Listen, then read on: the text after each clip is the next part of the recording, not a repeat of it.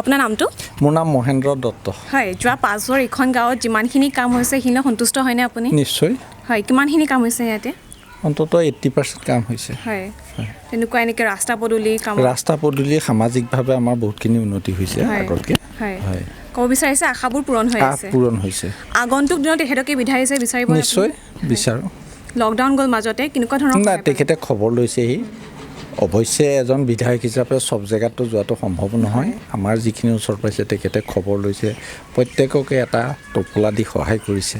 সেইখিনি আৰু যিখিনি ৰাইজে বিচাৰিছে সেইখিনি ভালেই পাইছে। হয়, তেখেতৰ এনে ব্যক্তিত্ব কেনেকুৱা পালে? তেওঁৰ ব্যক্তিত্ব সৰুৰে পৰাই মই পঢ়া লাইফৰ পৰাই পাইছোঁ।